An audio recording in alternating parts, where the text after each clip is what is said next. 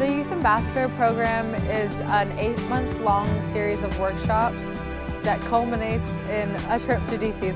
It's an opportunity for students to really get an understanding of the LA City government. We educate the youth to learn more about civic engagement, to promote the participation of the people. And then use that information to approach council members and politicians. That's their definition, but for me, I think that the Youth Ambassador program is a way to meet people from all over LA. We get to know each other, we get to find out our differences and maybe our similarities. My name is Wasim Momin. I am 17 years old and I attend Santa Monica College. I'm the coordinator for the middle school group. I give the Friday sermon to the elementary school kids up here of what it is to be Muslim. We treat each other with kindness and care. This is where it all kind of began for me. I was actually one of the leaders of the youth group here when Sheldon came here. They told me that they were going to be putting on a program called the Youth Ambassadors Program, and they'd like me to be a part of it. My name's Lisa Sabajian. I attend Venice High School. I'm 16. When my brother and I switched from private school to public school, we saw that there was a big gap between who had school supplies and who didn't. A really shocking thing to see that that so many kids were coming to school without backpacks and pencils and just the basic essentials that they needed to actually learn. I started a nonprofit. It's called Students Do. We collect school supplies and give it to underprivileged students. I joined the Youth Ambassadors because I have experience with interning with my councilmen, so I thought I could also bring some knowledge and information to the table, but also I wanted to learn more about the experience to bring it back to my community.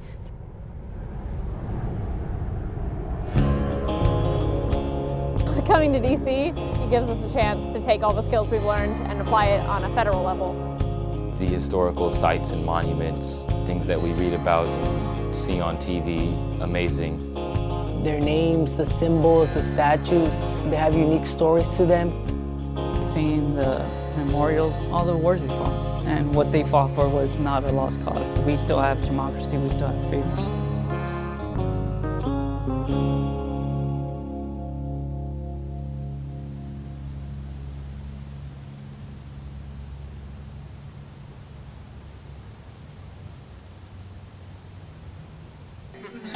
Where are we? Do you know? We're in the elevator. We're in the White House right now. We're underground. We're the Capitol. We're at the Capitol. No, we're under the Great Pyramid. Now there's all kinds of little rooms in here. Coy, I was gonna say, is it cold enough for you? Because I'm not used to this. And earlier today, we were at a press conference out in the steps outside, and it was literal blizzard conditions. The snow was coming down. It was actually going sideways. This is part of my job, and this is what I have to do when I come up here. And the idea is for us to hopefully work on some good laws to make this country a fairer place. But I do apologize. They are calling us to the floor. Look at all the things that I learned in history and really embrace my American heritage. I think it's important for people to take a trip to DC and understand this is where our government works. You know, you sit at home and you send in a ballot and it's like, all right, wait for things to come out. But here, it's like you feel politically empowered, like your voice matters. I got to meet with White House staffers and tour the White House. It was just a great experience and really a once-in-a-lifetime experience. So. Like each room has their own historical moments.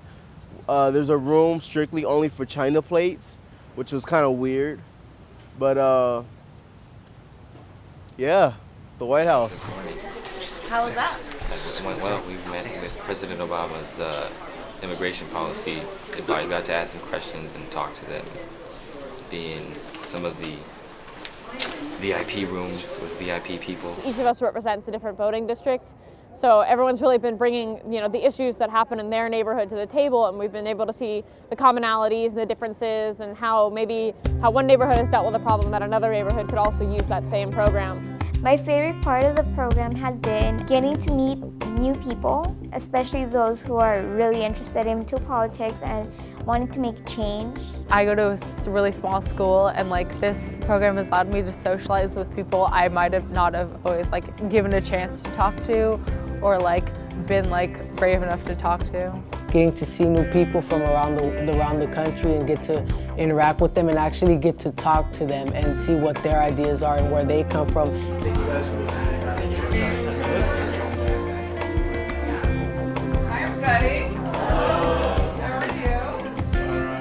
Good. Welcome to my office. Congresswoman Han, I think down-to-earth, genuine person, and I didn't expect that in the demeanor, I guess, of a politician and seeing them so up close and engaging. And But I found myself here with people who I disagree with fundamentally on a lot of issues, and I've tried to figure out what can I do to reach across the aisle, to find common ground. So I'm part of one group called No Labels, 60 or 70 members of Congress. And we have pledged to sort of leave our labels at the door, whether we're Democrat or Republican, and try to, again, find common ground on issues that we could agree on. So, I have a couple questions. Yeah. How do you combat the polarization that's come along now especially in the House of Representatives? I mean, it's very polarized physically, geographically, and obviously politically. So I just try to do things like No Labels, the prayer breakfast. It feels like the divide of government has created a really big policy block, and it feels like we've sort of You're hit right. like a stagnant We area in have. our political history, You're and nothing correct. is really pushing. You're correct. You're absolutely correct. Yes. Jade, what made you so passionate about immigration? Was it from your starts in like California? The people that I represent, both on the city council and here in Congress, are families that are crying out for immigration reform. Being able to sit down right in front of them and get to ask the questions that you wanted answered, and you know the answer because you have no choice. Like they're right in front of you. Her opinions were like ours. We felt like she really did care about us. Like she wants the well-being of our state and every single youth. Got it. Thank you so much. Thank you so much. Thank you. There's so many ways of viewing things and realizing that there isn't just one straight path. Like it opens your mind to so many possibilities. Like me alone, like one person could save thousands of lives by fighting and preserving the democracy and freedom that we have in this country. It's like a working function, it's like a team, and I believe that that's the reason why I joined.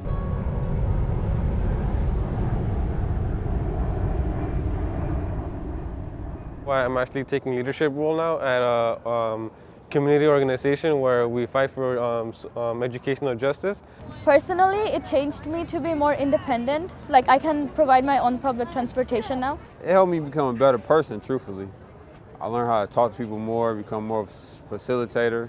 Also join other programs to help my community as most as I can, because that's my goal. Always being very open-minded and knowing that if you come in with just one idea, you should always be ready to hear the ideas of other people. And after meeting Congresswoman Janice Hahn, I just wanted to intern for her, and I applied and got selected for that. So it's helped me with my nonprofit, and now I'm not just working within my own councilman, my own school board member, but I have the support throughout the whole entire city. And they were talking about the neighborhood councils and how they're like a grassroots experiment in Los Angeles to see how much change you can enact in a smaller sphere.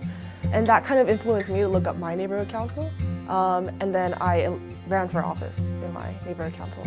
And I got elected just like a month ago. I want to be politically active, but I don't really have an access channel without a vote. So until I'm 18, I've sort of been left without anywhere to go. And the Youth Ambassador Program has really provided me with a chance to learn how I can use my voice without my vote. That you can make a difference. Like when you're in high school, you think that, oh, I'm either too old to make a difference, like they won't even pay attention to me because I'm just another one of the adults, or I'm too young to make a difference because no one's going to care about what I think. But once you go into this program, they teach you that you have a voice, you can make a difference, and you can start now. When I grow up, I would like to be a neurologist, investment banker, or hedge fund manager. I want to be a diplomat. I'd be a doctor. I am a youth I'm a youth ambassador from Los Angeles. I am a youth ambassador from Los Angeles.